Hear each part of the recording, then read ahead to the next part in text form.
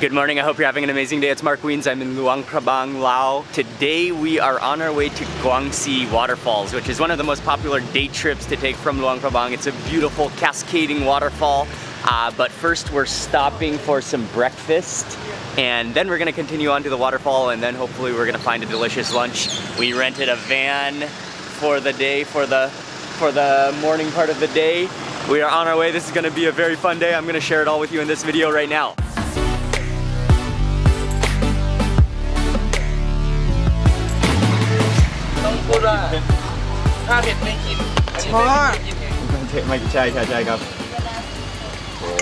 We're here to eat the khao chi, which is the Lao version of the baguette sandwich. So she takes the personal baguette, she slices it, she actually toasts it over charcoal first, and then she has a mixture which looks like the Luang Prabang khao soy mixture, which looks like minced meat in some kind of tomato chili oil. And then she puts that on the bottom. Then she mixes in all the variety of ingredients. There's some ham, there's some sliced up egg, there's some cucumber, some cilantro, some chili paste. She folds that all into the bread. And then additionally, right in front of where she's making the sandwiches, he is deep frying some dumplings, which the oil is a little bit murky, but those smell really good. We're just gonna have to try a few of them.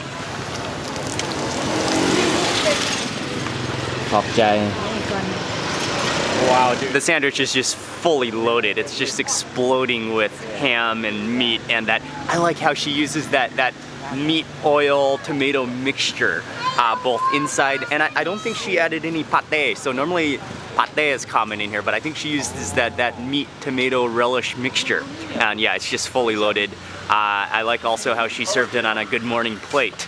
What a lovely touch. This is one of those sandwiches you gotta really kind of squeeze down so you don't lose any ingredients when you take your first bite. But yeah, there's cilantro, there's cucumber in here. This is a fully loaded, wonderful looking sandwich. I think the touch I like the most is that you've got that oil, tomato, chili oil from that minced pork mixture. The bread could be a little more crusty. The bread is kind of more like bun in texture, but the whole combination tastes fantastic. And because there is a nice tub of the chili flakes, chili oil on our table, I think it would be delicious with a little extra on there. Oh, that might be a little too much for this top bite, but I'm willing to go for it.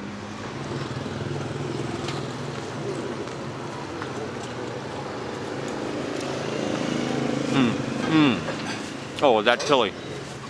Oh yeah. I think that might just be chili. It has a really smoky flavor to it, and it's kind of crumbly. I think it might be held together with maybe possibly lard. Next up for these little fried dumplings.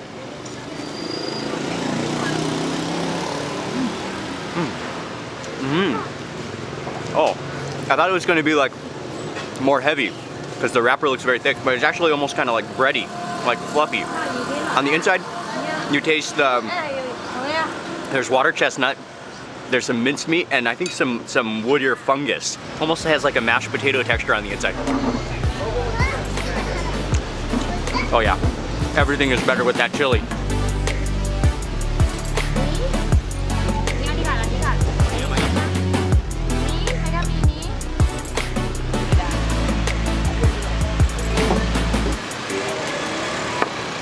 Breakfast was great. Okay, we gotta move on. We are on our way to the waterfall. Let's go, my God. Go. Okay. ขอบใจ30 กิโลครับรถบุติดประมาณ40 นาที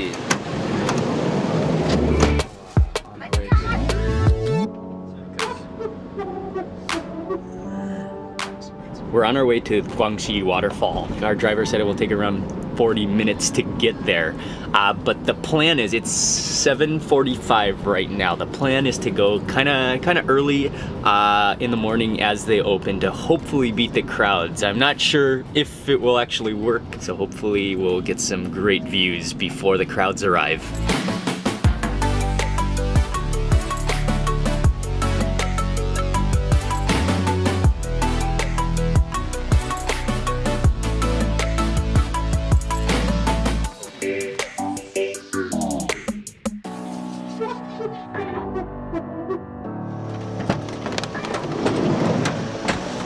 That was about a 45-minute drive, but it was a beautiful drive passing through the mountains. We passed many villages. I'm happy to be here.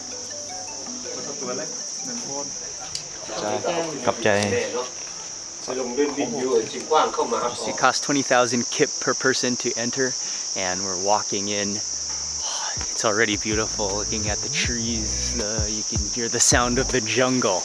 I'm not totally sure how long the walk is to the waterfall, but we're on our way.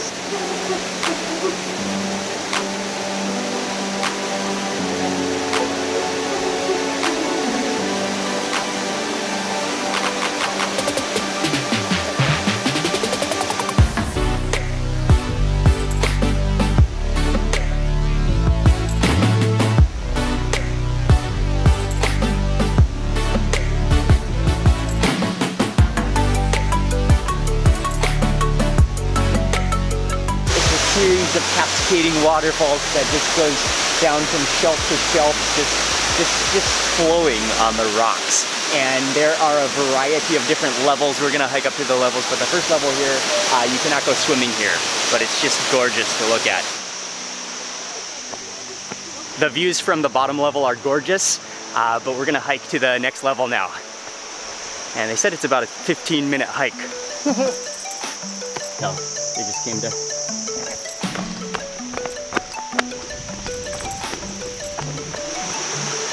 It's a good workout, but now we've come to where the water is just kind of flowing down this entire rock, this entire mountain area. So the stream is on the stairs, so be a little careful of slipping. Oh, hello little crab.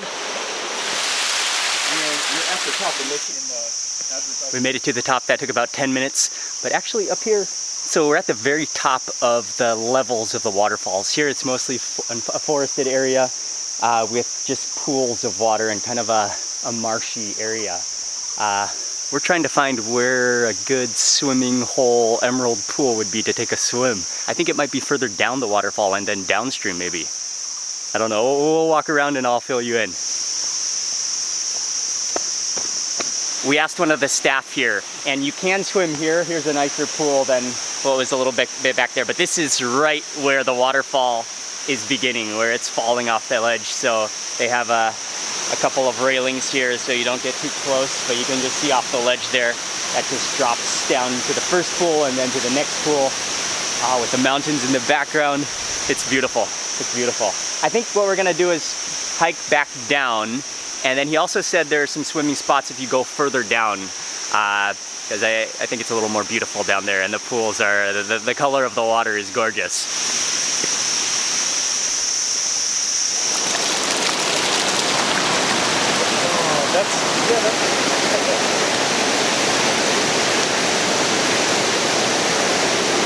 Oh, that's freezing cold.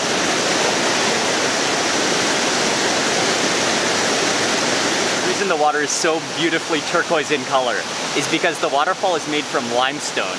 And as the water flows over the limestone, it picks up calcium carbonate, which contributes to the gorgeous color of the water. And it is freezing cold. That would be why there are lots and lots of people here, but I'm the only one swimming.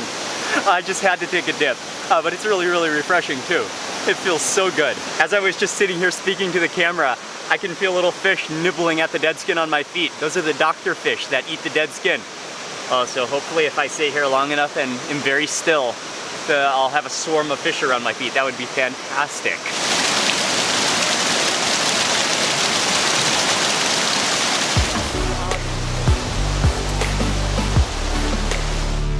I think the plan actually worked out pretty well, because now as we're leaving, it's getting really busy and buses of people are showing up, hiking around the waterfall. For me, it was totally worth it to come early at about 8:30, and we got to look around, we got to hike around without it being very busy at all. There were only a few other people here. Tip is to come early in the morning to avoid the crowds, but you might have to swim when it's kind of cold, but it's well worth the swim. It's so refreshing. They do have some restaurants surrounding the waterfall entrance area where you can get some grilled chicken and some sticky rice and some they have some other stir-fried dishes, but we're gonna try to, since we have the van, we're gonna ask our driver if he can take us to a place. I saw a couple cool looking restaurants along the way, or almost all the way back to town, but Yeah, we're hungry now. It's time for lunch.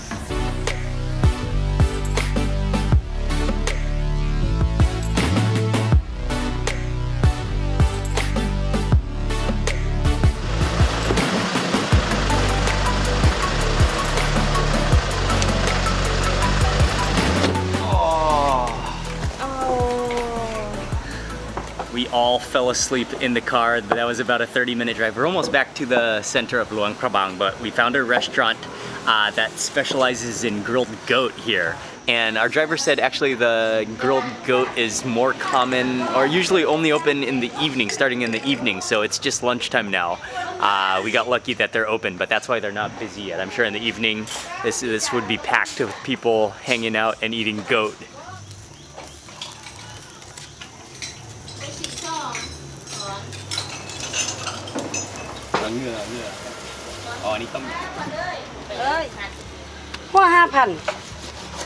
They're grilling the goat up front there. It looks really nicely marinated. You can see chili seeds, you can see herbs on the goat, and then back here she's cooking the number of soups that we got. We also got some flash boiled goat with organs, which she's chopping up.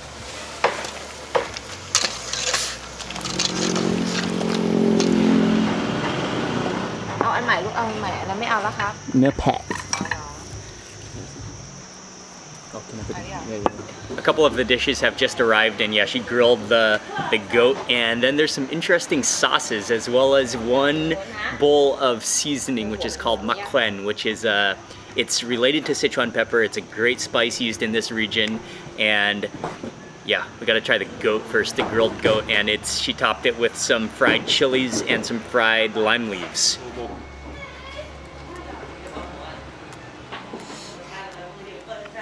Oh yeah, it's a little bit chewy, but slightly gamey. It's very smoky. You can taste that marinade. The chilies, maybe lemongrass on there. That's flavorful meat. Oh, the makwen is awesome. It's really citrusy tasting. So far, it gives you like a very, very slight zing to your tongue, but it's like a citrus pepper. Oh, that kind of went up my nose a little bit. Okay, and I'm gonna get some of these herbs going on. Whoa. That has like a... Oh, that has like a sweet and sour flavor to it. You know what that reminds me of? That reminds me of fish mint herb in China. The herb that tastes like fish. Yes, it does have a fishy taste to it. We also got a plate of luak. This is goat that she just flash boiled, but she boiled it along with onions, there's chilies, there's some galangal in there. And this is a big mix of goat. You can see down below this pile, there's some meat in there, there's some tripe. She cut up some kind of lung or liver and some other odd parts. And then I think you can dip it in a variety. Oh, this is served with the wasabi sauce. Oh, that wasabi. Oh, that meat is tender too. Yeah, that's delicious. That's goat stomach. For this one, I'm gonna dip into that peanut sauce. I'm not sure what the peanut sauce is actually meant for, but should be good on tripe.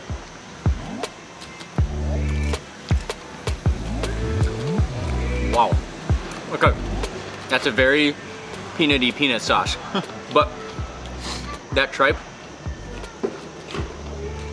it's just like straight, like elastic.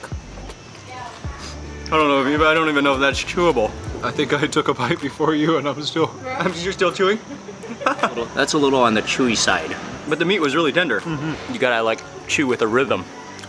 But I am tasting a meaty goatiness coming out of that with every chew. I'm not making much progress though. Wow, that is definitely goat. For sure. The flavor is good though.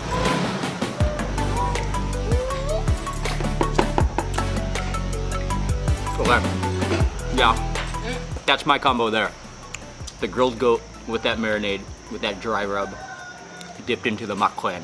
That's a combination. The final dish that we ordered is a goat bile soup, and even though it might sound a little strange, this is the dish that I'm most looking forward to trying because I'm a huge fan of the bitter cow bile soup, but I've never had goat bile soup. Yeah, well, let's find out how it is. Some random jiggly bits and also full of chilies, full of lemongrass, full of kaffir lime leaves, and some vegetables. Wow, that looks delicious. And that brown, murky, slightly green, grassy broth is what gives away the bile.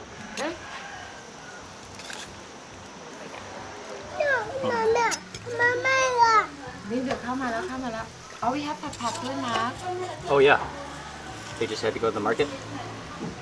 In that broth, because they've used so much bile, you can actually see, or I don't know if it's coming from the bile, that might be the green biles, but there are actually like grass particles floating around in the soup. Okay. Oh man, yeah, this does look like an extreme soup. Cheers, man. Cheers.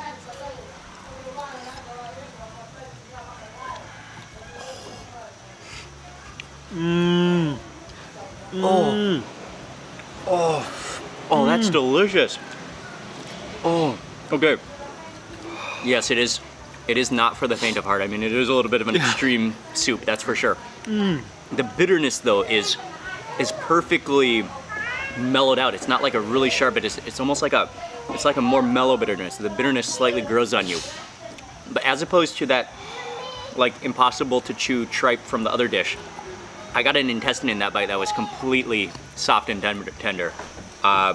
You can taste the galangal in there. You can taste the herbs, and then it does have like a roaming pasture bitter quality to it. Oh, that's good. Yeah, that's stunner. I have no idea what that organ is. It looks a little like a goat mushroom. Oh, did you get a piece of that? I found the same thing. Okay, you got the other half? Okay.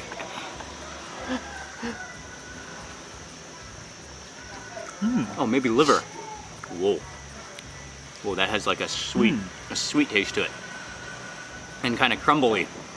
And you taste more and more goatiness with every chew. I need to follow that with some bile liquid. Oh. What a unique, what a fascinating soup in your mouth.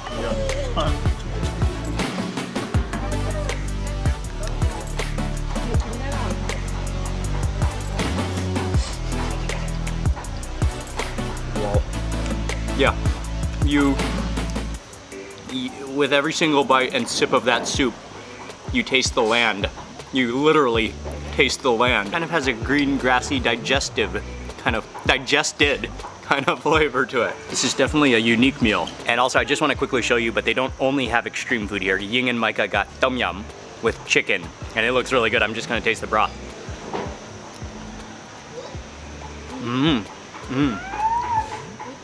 Yeah, that is pretty good.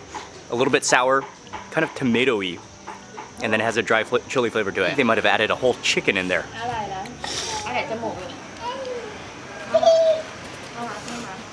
Yeah, rumen has never been my favorite organ.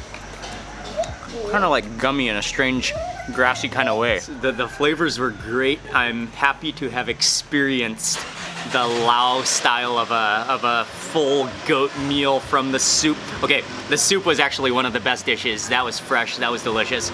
The grilled meat was also good. Some of the dishes could have been a little fresher, but that's probably our fault because we came in at an off-peak time. We should have really come to a goat restaurant in the evening, but we have other plans this evening, so that's why we wanted to come for lunch, and it was on the way back to the city, so that's why we happened to be here. But I'm very happy to have had this meal. That soup was on the next level. That is a memory that I will not forget, that's for sure. I will leave the information from this video in the description box below that you can check out. Remember to subscribe if you're not already subscribed, and click the little bell icon, and that way you get notified of the future videos that I post. Thanks again for watching. Goodbye from Luang Prabang. I will see you on the next video. And gotta take one more fingerful of that makwen. Yeah, that's good stuff. That's like citrusy, slightly zingy, pepper, earthiness. Oh, I love it.